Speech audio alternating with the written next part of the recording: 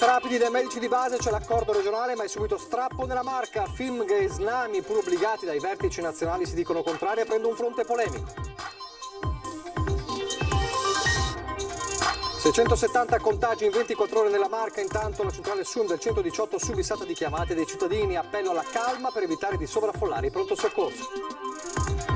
Nel frattempo i ricoveri in area non critica fanno entrare il Veneto in fase 3, l'annuncio del presidente Zaia, scattata l'attivazione dei 10 Covid Center e di 5 ospedali dismessi. Vigilia di Halloween, si moltiplicano gli appelli dei sindaci ai cittadini, evitate i festeggiamenti. A Treviso la polizia locale è pronta a intensificare i controlli. Gli artigiani, l'attacco del decreto ristori, nel Trevigiano 8 aziende su 10 colpite dal DPCM rischiano di rimanere all'asciutto. Intanto a Conegliano salta la manifestazione prevista domani pomeriggio in piazza Cima, troppi rischi di assembramento, amarezza degli organizzatori, non si escludono iniziative dei singoli. Stop ai raccoglitori di firme importuni nelle piazze cittadine, ordinanza di Cassugana, chi vuole intraprendere queste iniziative dovrà essere autorizzato dalla polizia locale. 2 anni di Vaia, stasera alle 21:15 su Antena 3, immagini, voci e storie di uno degli eventi più terribili vissuti dal nostro territorio. Telespettatori di Antena 3, buonasera, ben ritrovati. Il telegiornale di Treviso dunque, e in primo piano subito lo strappo all'interno dei medici di famiglia trevigiani sulla questione dei tamponi. L'accordo con la regione è stato raggiunto ma con la contrarietà di alcune sigle sindacali, tra cui la FIMG di Treviso. L'accordo tra medici di base e regione per la somministrazione dei tamponi negli ambulatori è stato raggiunto almeno sulla carta, ma per Treviso è solo a metà. È ancora tutto da valutare, visto che nel pomeriggio alcune tra le sigle principali dei camici bianchi hanno fatto dietrofront, votando contro il documento finale che comunque saranno tenuti ad applicare. È il caso della Snami del Veneto, ma anche della FIMG di Treviso e Vicenza, quella stessa FIMG che ha sottoscritto l'accordo a livello nazionale con il Ministero. Il fronte quindi è duplice e interno allo stesso sindacato, con i vertici provinciali trevigiani convinti che debba essere garantita la sicurezza degli stessi medici di famiglia, contrari anche a fare il lavoro dell'infermiere che dicono non è gratificante. Sarà difficile attuare questo piano, le parole del segretario trevigiano della FIMG, Brunello Gorini. Insomma, l'accordo andrà attuato nonostante il forte mal di pancia, e mentre si consuma lo scontro interno ai medici di base, il contagio aumenta con i drive-in dell'ULSS che continuano a essere sotto pressione. La situazione, siamo intorno a 120 ricoverati, la situazione sta lentamente aumentando, però posso dire che dal piano che abbiamo fatto con la Regione Veneto, che ci ha detto di fare la Regione Veneto, la situazione è ancora sotto controllo e la manteniamo sotto controllo. 2 i fronti principali, innanzitutto quello delle scuole, 160 le classi in osservazione, di queste 57 in quarantena, 103 in automonitoraggio. Un numero molto elevato, si sta propagando molto nella scuola, però la situazione la stiamo ancora controllando in accordo con la scuola, in modo tale da evitare che ci sia una diffusione maggiore all'interno della scuola. Altro fronte generazionale, quello delle case di riposo, 60 gli ospiti positivi in 7 strutture su 56, mentre gli operatori sono 47 ma su 18, da qui l'appello di Benazzi proprio ai lavoratori delle case di riposo. Anche qui un appello agli operatori, attenzione, avete persone che sono fragili, per cui usate la mascherina, il distanziamento, evitate i luoghi di assembramento, perché è fondamentale anche questo. Aggiornamento anche dei casi, ma prima di tutto lo screening sui 170 operatori del Dipartimento di Prevenzione. È stata confermata la negatività come il 26 ottobre scorso, parliamo ovviamente della Madonnina, quindi fortunatamente non saranno necessari ulteriori test. E poi però c'è il dato dei contagi, dei casi positivi nuovi nella Marca trevigiana, che sono 670 nelle ultime 24 ore, i 221 delle ultime ore sommati ai 449 della notte, 11 ricoverati invece nelle terapie intensive, e dunque crescono i casi positivi, e c'è anche di riflesso ovviamente la preoccupazione della gente che chiama il SUEM. Stiamo assistendo in effetti ad un incremento delle chiamate, ma un incremento che che stiamo tenendo assolutamente sotto controllo, un incremento che possiamo definire di circa il 10%. Parte da questo dato il primario di Treviso Emergenza, Maria Luisa Ferramosca, per dire che anche nella Marca la seconda ondata ha riacceso la preoccupazione mentre squillano i telefoni nella nuova centrale operativa del Cafoncello. Qui in prima linea si filtrano le richieste del territorio. Persone o che chiedono alcune informazioni oppure che presentano dei sintomi fortunatamente non critici, quindi ad esempio la febbre, ad esempio la tosse, e chiedono di poter accedere o chiedono l'ambulanza per andare in pronto soccorso. E il nodo è proprio questo, l'accesso ai pronto soccorso. È doveroso lanciare un appello in questo senso. Tutti gli assistiti devono avere un atteggiamento consapevole e fare l'accesso al pronto soccorso o direttamente o attraverso la chiamata al 118 quando i sintomi sono più critici. E sintomi più critici nel caso di Covid significa principalmente una cosa. Lo spartiacque è rappresentato fondamentalmente dalla alterazione della funzione respiratoria, quindi i primi segni ovviamente di affaticamento respiratorio. E dalla centrale operativa parte un messaggio preciso. Il messaggio è di non preoccuparsi, perlomeno di non preoccuparsi troppo, perché è impossibile non preoccuparsi, ma la preoccupazione non dà risultati operativi, di rimanere presso il proprio domicilio se i sintomi non sono critici. Questo dunque l'appello del SUEM. Intanto torniamo a parlare di dati. Abbiamo detto i nuovi casi positivi nella Marca 670 nelle ultime 24 ore, e poi c'è il dato dei ricoveri anche a livello regionale importante, non tanto nelle terapie intensive, 127 ancora sotto controllo, quanto quelli in area non critica. Si sono superati nelle ultime ore i 905 ricoveri in area non critica, ed è questo dato a far scattare in serata in tutto il Veneto la fase 3. Lo aveva previsto stamattina il governatore Zaia. Abbiamo detto che andiamo in terza fase, quindi il Covid Center, con 150 persone in terapia intensiva. Non ci siamo, ma insomma ci siamo molto vicini. Adesso se carichiamo 20 persone al giorno, capite che domani e dopodomani siamo in terza fase con le terapie intensive. E qui ci siamo praticamente stasera. Abbiamo detto che andiamo in terza fase, se non ci arrivano prima le terapie intensive, con 900 ricoverati. Il Veneto dunque nelle prossime ore entrerà ufficialmente nella terza fascia gialla, non tanto per i numeri delle terapie intensive, la cui curva è al momento distante dalla pendenza vista a marzo, quanto dei ricoveri in area non critica, con un andamento esponenziale simile a quello della scorsa primavera.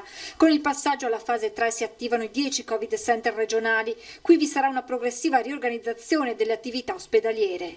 Si va progressivamente alla sospensione di alcune attività e iniziare delle ambulatoriali. Ovviamente tutto quello che è l'urgenza no. Tutti i punti nascita, come diceva il Presidente, rimangono aperti, come rimane aperto anche in quegli ospedali dove c'è una forte attività oncologica. Ultimato anche l'allestimento delle 1000 terapie intensive. Parallelamente sono pronti ad entrare in funzione i 5 ospedali dismessi e già recuperati a marzo. La Protezione Civile sta provvedendo agli interventi di pulizia e a verificare il funzionamento degli impianti di riscaldamento. Strutture che potrebbero, laddove necessario, ospitare pazienti non critici in fase di guarigione ma che necessitano ancora di assistenza. Il Presidente fa poi una considerazione guardando la curva dell'epidemia in Veneto. Vedo che dopo 15 giorni di apertura delle scuole le curve dell'infezione cominciano a muoversi e sappiamo che la letteratura scientifica dice che i giovani, se infettati, molto spesso hanno alta carica virale, non si diventano sintomatici, ma possono essere degli asintomatici grandi diffusori. L'assessore Lazzarin aggiorna poi la situazione nelle RSA con gli ultimi dati riferiti allo scorso 26 ottobre. 351 gli ospiti positivi, pari all'1,1%, 295 invece gli operatori contagiati, lo 0,9% del totale. C'è un grosso problema che è quello del personale, perché vedete 295-300 persone positive vuol dire che stanno già andando in sofferenza di personale. Inevitabile alla fine una battuta sull'esito del sondaggio realizzato da Demos per Repubblica sul gradimento dei leader politici. Il presidente del Veneto, con il 58% dei consensi, raggiunge in vetta alla classifica il premier Conte. Mi penalizzano più di quello che potete pensare queste notizie qua, perché poi diventa sempre più difficoltoso e laborioso anche nei rapporti quotidiani con le diverse istituzioni, perché ti vedono sempre sotto un'altra luce. Invece l'unica luce che vogliamo è quella del governo della Regione del Veneto. A proposito del governo, a Roma il DPCM, poi il decreto ristori, e gli artigiani vanno all'attacco del decreto sui ristori, perché dicono ci sono i ristori ma non per tutti, anzi per pochi. Questo decreto ha due limiti. Uno è quello che ha identificato poche delle nostre categorie. Secondo, se noi identifichiamo i bisogni con i codici Ateco, corriamo seriamente il rischio di non dare soldi a chi ha bisogno, ma di darli magari a chi ha sempre lavorato. Ed è così che con il decreto ristori ritorna la logica dei codici Ateco e con essa tutto il carico di paradossi denunciato dalle categorie la primavera scorsa. Dopo alcuni giorni di studio del nuovo provvedimento, gli artigiani passano così all'attacco smontandolo punto su punto. La Confartigianato Trevigiana da parte sua ha calcolato che solo 450 imprese della Marca avranno i ristori governativi, poco più del 18% di tutte quelle potenzialmente danneggiate. Calcolatrice alla mano, ne restano fuori oltre 2000, un esempio vale più di 1000 parole. Se io ho un codice Ateco e monto ponteggi, se lavoro per le aziende che fanno i cappotti delle case, credo che non abbia perso fatturato, perché stanno andando quei lavori là. Se lavoro per il pubblico spettacolo e monto palchi, è evidente che non ho fatto nulla da settembre, sì, da marzo in qua. La CNA del Veneto con il direttore Matteo Ribon porta invece l'esempio del settore della fotografia, 1000 i professionisti veneti che rischiano di rimanere all'asciutto e sfiancati da mesi di cerimonie ed eventi annullati. Da qui la richiesta del mondo dell'artigianato di rivedere il decreto a stretto giro di posta. L'autunno è lungo e la preoccupazione tra le imprese aumenta. La rabbia, le proteste, ma domani quella che era prevista in Piazza Cima a Conegliano non ci sarà. Un no secco e perentorio, quello arrivato dal comune promotori della manifestazione organizzata per protestare contro il DPCM. Il tam tam sui social aveva raggiunto tanti cittadini che avevano dato la propria adesione, eppure l'amministrazione ha deciso diversamente. Manifestare oggi in una piazza delle dimensioni di Piazza Cima, con un afflusso che si prevedeva di migliaia di persone, non è assolutamente contemplabile. In Piazza per la Libertà così ha deciso di chiamarsi il gruppo che voleva far sentire le proprie ragioni, ma nonostante le richieste è arrivata al promotore una mail che non lasciava dubbi. L'opzione era quella di spostarla nell'area Zoppa Sarena. Uno, non c'era il tempo di cambiare la location, due, fare una manifestazione in mezzo ai campi, diciamo, non ha nessun senso, le manifestazioni si fanno davanti ai palazzi delle istituzioni. Quindi ho deciso di annullare la manifestazione. Pieno sostegno al messaggio, ripeto, sono pronto a incontrare le delegazioni, a dare visibilità al messaggio come ho già fatto, ma non possiamo permetterci in questo momento di avere problemi sanitari maggiori di quelli che già abbiamo. Rabbia e amarezza da parte di chi pensava di poter manifestare e urlare tutta la disperazione per una decisione che sta distruggendo alcune categorie. Si iniziano a sospendere queste manifestazioni con la crisi economica, con le chiusure, senza aiuti del governo, quando la gente sarà disperata, quando la gente non avrà più soldi, la gente scenderà in piazza da sola. Manifestazione insomma annullata, ma non si esclude che qualcuno possa lo stesso riunirsi nelle prossime ore. Si sono invece riuniti in forma di flash mob i commercianti e esercenti a Monastier questo pomeriggio. A terra i cartelli, sono le attività che rischiano di chiudere per sempre. Una manifestazione silenziosa, quella davanti al comune di Monastier. Dobbiamo tenere duro, soprattutto chi ha famiglia, chi ha un sogno, chi vuole andare avanti con il suo sogno. Sarebbe più giusto tenere aperto, tutti quanti, tutta Italia, tenere aperto e rischiare la multa a questo punto qua, perché stiamo morendo tutti quanti. Ognuno con una storia, con una richiesta, con un grido disperato. Ex dipendente perché lavoravo appunto al caffè centrale e doveva essere rinnovato il contratto, non mi verrà rinnovato. La cosa più brutta è aver dovuto lasciare i ragazzi a casa. Ho dovuto portare mia moglie, adesso mia moglie è in cassa e io sono lì che faccio pizze. C'è anche chi in un momento di crisi riesce a lavorare bene a pranzo, ma non può assumere. Perché i dipendenti, chiudendo alle 18, ho i dipendenti in cassa integrazione, li ho messi in cassa integrazione e quindi non posso assumere uno stagista a pranzo. In prima fila il sindaco Paola Moro. È importante sempre ascoltare chi lavora ha il diritto di essere ascoltato e di essere anche sostenuto. Questo è quello che vogliamo testimoniare noi come amministratori del territorio. Torniamo a parlare di rischio assembramenti. Domani Halloween, si moltiplicano a partire dal sindaco di Treviso gli appelli dei sindaci a evitare le feste. Questo è l'unico locale in tutta Treviso che è esposto delle zucche, simbolo della festa di Halloween. Tra l'altro senza le tipiche incisioni, ulteriore segno dei tempi che stiamo vivendo. Segnale chiaro di come la notte di Ognissanti sarà quest'anno vissuta in tono minore rispetto ai festeggiamenti a cui eravamo abituati negli ultimi anni. Del resto il motivo è sempre lo stesso, evitare assembramenti. Ecco perché dal sindaco di Treviso, rappresentante di tutti i sindaci del Veneto, arriva forte l'appello ai cittadini. Rispettare il periodo storico che stiamo vivendo, rispettare i commercianti che stanno chiudendo le serrande alle 18 di sera, rispettare i medici, gli infermieri che stanno lavorando in ospedale, rispettare le persone ricoverate nei reparti di malattia infettiva e purtroppo le 8 persone che da oggi sono in terapia intensiva. Quindi l'appello, quello che faccio è di aver rispetto di noi stessi e delle altre persone, quindi se si può sacrificare una piccola festa facciamolo. Non farò ordinanze perché sono sicuro che il buon senso dei miei cittadini, dei genitori nei confronti dei propri figli prevarrà e quindi ci sarà un atteggiamento e uno spirito di responsabilità che prevarranno nella voglia di far festa.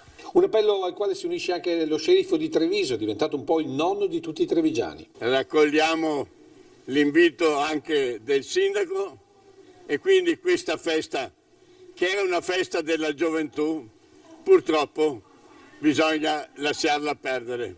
Torneranno tempi migliori. Sindaci che per domani sera puntano al buon senso dei cittadini, ma non per questo senza controlli già programmati dalle forze dell'ordine. E allora, controlli già programmati dalle forze dell'ordine. Sentiamo allora la polizia locale che ci parla anche di un'altra notizia che riguarda sempre appunto i vigili, di una ordinanza che è stata appunto decisa oggi dal Comune.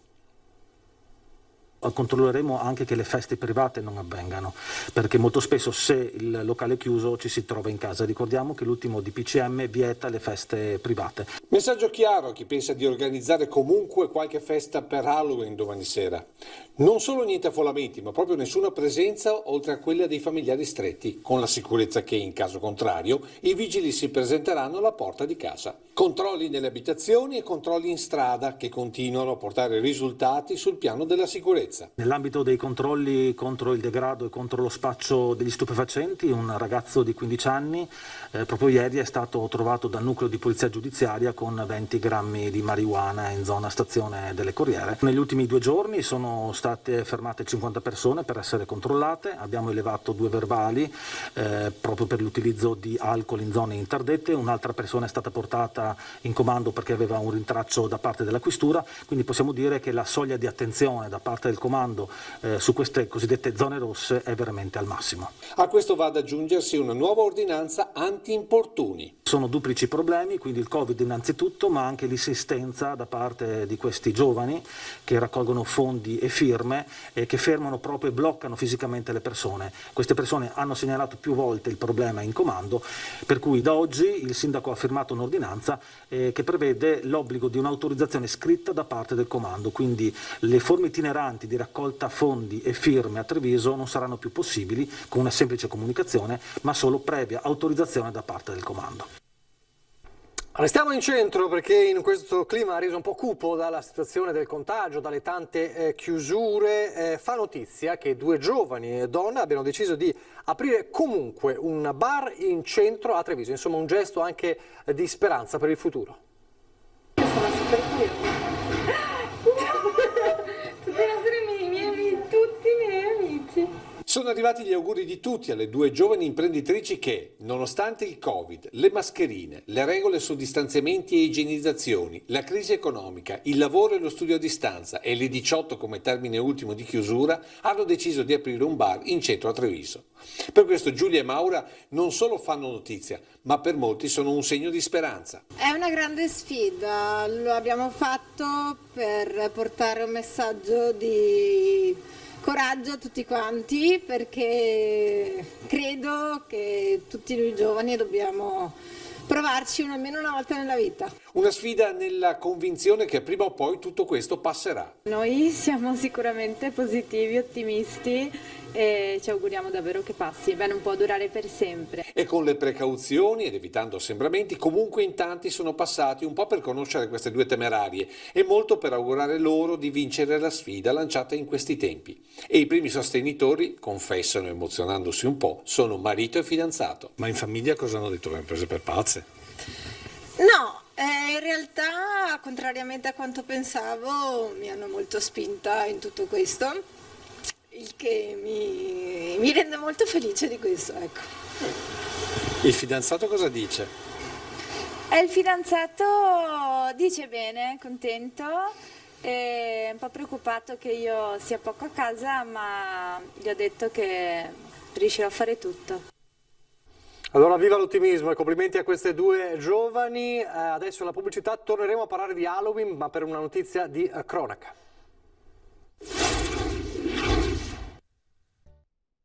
Rieccoci in diretta. Allora Halloween in forma ovviamente ridotta a causa Covid, ma anche come nel caso di Ponzano a causa dei ladri. L'emergenza Covid condiziona anche questo Halloween. Domani sera non si vedranno gruppi di bimbi mascherati suonare i campanelli delle case e pronunciare la tradizionale frase dolcetto scherzetto. E così molte famiglie si sono organizzate decorando le proprie abitazioni. È quello che domenica ha fatto anche Sonia Serranò insieme alla figlia. Siccome quest'anno è un Halloween un po' diverso perché i bambini non possono andare per le case, allora con mia figlia avevamo deciso di fare la nostra casa più carina. Ogni anno lo facciamo, ma quest'anno particolarmente.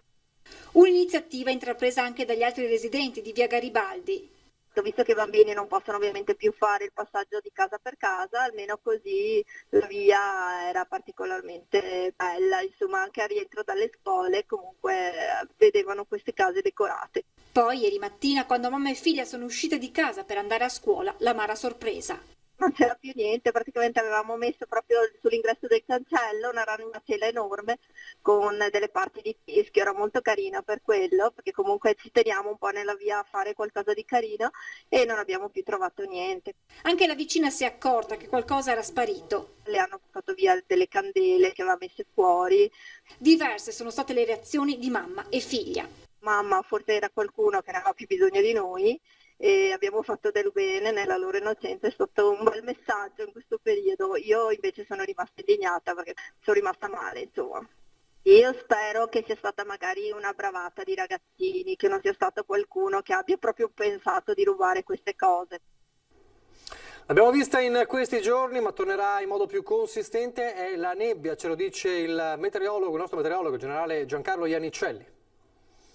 Una vasta area anticiclonica interessa tutte le nostre zone, è un anticiclone che crescerà, si rafforzerà e questo cosa vuol dire? Tempo stabile, le perturbazioni sono lontane, ma il rovescio della medaglia sarà in questa stagione un aumento delle nebbie che ci interesseranno localmente anche in modo intenso e purtroppo gradualmente avremo anche un aumento dell'inquinamento. Detto questo più in dettaglio, naturalmente intanto sabato e domenica cielo in prevalenza sereno, ma è un sereno solo teorico perché purtroppo poi le nebbie, questa stratificazione ci rende invisibile il cielo e per parte della giornata, nelle ore più calde invece il sole è alla meglio e poi quindi abbiamo dei rasserenamenti. Chiaramente con questa situazione il tempo è splendido sui rilievi dove non c'è il problema della nebbia. È un tipo di tempo quindi che ci accompagnerà per quasi tutta la settimana, anzi per tutta la settimana prossima e forse andremo anche oltre, quindi un anticiclone molto molto intenso. I venti con questa situazione naturalmente sono quasi inesistenti, le temperature sono minime,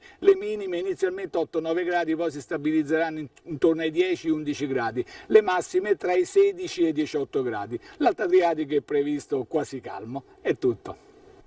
E adesso le notizie del Bellunese. Allora l'aggiornamento Covid come sempre sale a 1775 il numero di casi di positività in provincia di Belluno, più 115 nelle ultime 24 ore, 65 ricoverati tra Belluno e Feltre, più 2 rispetto a ieri, mentre è stabile il numero dei pazienti in terapia intensiva, 4 all'ospedale di Belluno. C'è anche il report sulle scuole, attualmente sono in carico 67 classi, di cui 30 in isolamento domiciliare, e così suddivise 7 classi di bambini di asilo di prima elementare e 23 classi di alunni di età superiore, quindi i contagi che continuano comunque ad aumentare. Adesso invece a Belluno lo sdegno per un nuovo raid vandalico contro i fiocchi rosa in Piazza dei Martiri. Deve nascondersi un piacere sottile, sconosciuto ai più, nel compiere azioni senza senso, naturalmente, col favore delle tenebre. È accaduto di nuovo in Piazza dei Martiri a Belluno, dove mani al momento sconosciute si sono accanite contro i fiocchi rosa installati nei giardini dall'Ados, l'associazione Donne Operate al Seno, in occasione delle celebrazioni dell'Ottobre in Rosa. Le telecamere potrebbero avere immortalato gli autori del gesto, che non trova spiegazione e che viene condannato con fermezza dalla componente femminile della giunta di Palazzo Rosso. Trovo che siano dei comportamenti che definirei tristi. Ecco, tristi per le motivazioni che hanno condotto a compiere questi atti e tristi anche perché comunque vanno a compire dei simboli che riguardano la salute delle donne. Il raid vandalico è stato compiuto proprio nella giornata in cui era stata organizzata una delle principali iniziative dell'Ottobre in Rosa del capoluogo, cioè la presenza della clinica mobile per lo screening e le ecografie gratuite. C'è ancora molto da fare, sia in senso di educazione civica, sia nel senso di reclamare con forza il diritto della donna ad una salute piena, il diritto della donna ad essere tutelata da qualsiasi forma di violenza, anche dalla violenza dettata dall'ignoranza. Solidarietà è stata espressa a Ados e Lilt, che per la seconda volta hanno visto il loro lavoro distrutto da chi non ha capito il valore e il significato di quei simboli. I fiocchi rotti sono stati lasciati nei giardini per scelta delle due associazioni, con un messaggio che invita gli autori di questa azione a riflettere sul loro gesto insensato. La cronaca: prima hanno rubato il furgone a un idraulico di Belluno e poi si sono spostati a Ponte nelle Alpi per stiparlo di sigarette. Il doppio colpo è stato messo a segno ieri sera attorno alle 21. A subire il furto è stata la società titolare del deposito fiscale di tabacchi, la Fornitab, in Viale Cadore. Il bottino quantificato in circa 80.000 euro. E adesso invece una notizia dalla Polizia Provinciale importante dal punto di vista faunistico e della biodiversità della zona, la prova della riproduzione del raro sciacallo dorato, peraltro una specie considerata a rischio, a nord della provincia di Belluno, in Comelico. Dapprima l'emissione di un richiamo artificiale.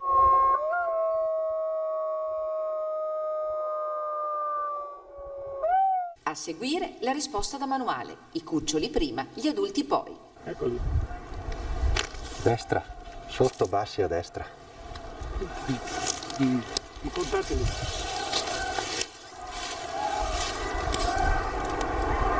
C'è un sito riproduttivo dello sciacallo dorato a nord della provincia di Belluno. L'immagine impressa la scorsa primavera da una fototrappola collocata nell'area del Comelico è stata studiata e inseguita per mesi seguendo il protocollo internazionale per il monitoraggio della specie attraverso l'emissione di ululati artificiali. Con questa risposta abbiamo avuto la certezza della riproduzione, la prima riproduzione nel territorio della provincia di Belluno e del Veneto dello sciacallo dorato. Lo sciacallo dorato è un canide a metà tra il lupo e la volpe. In Italia la specie è arrivata nel 1984, quando fu abbattuto il primo esemplare scambiato per una grossa volpe nei boschi di San Vito di Cadore. La prima riproduzione l'anno successivo alla periferia di Udine. Da allora possiamo dire che ci sono ripetuti nel tempo sicuramente dei passaggi, dei quali però noi non abbiamo avuto traccia perché questo animale si confonde molto ma molto facilmente con una grande volpe. Fondamentale il lavoro di squadra fra il personale degli uffici faunistici di Regione e Provincia, della Polizia Provinciale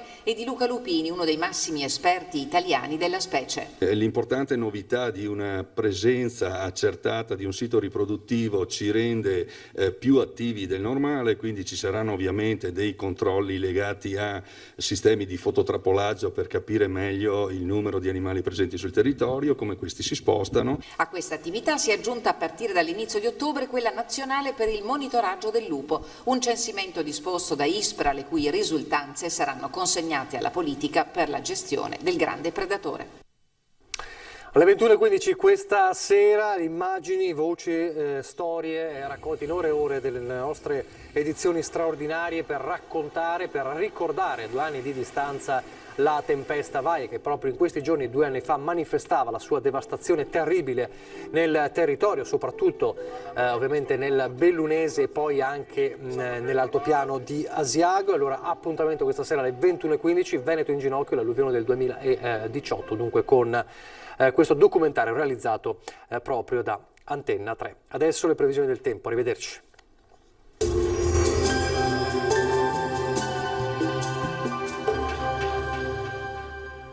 Società Agricola Torresan. Dai nostri animali nati e allevati nel cuore del Montello produciamo solo carni e salumi genuini. Nuova apertura a Ponzano Veneto.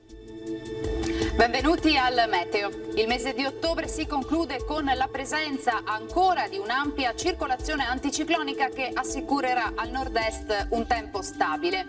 Nel dettaglio sul Veneto nella giornata di sabato 31 non sono attese piogge, ma alta pressione in questo periodo dell'anno è sinonimo di nebbia. Ecco che in pianura e nelle vallate alpine avremo foschie anche fitte e persistenti, maggiori spazi soleggiati invece sui monti.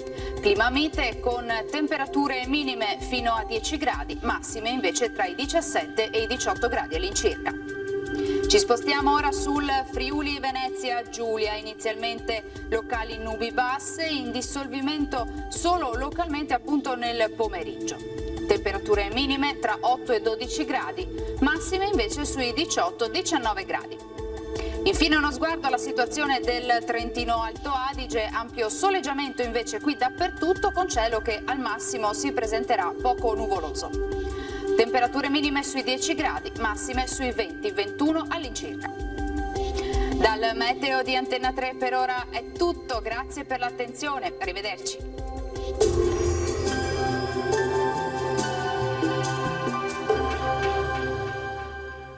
Società Agricola Torresan. Dai nostri animali nati e allevati nel cuore del Montello produciamo solo carni e salumi genuini. Nuova apertura a Ponzano Veneto.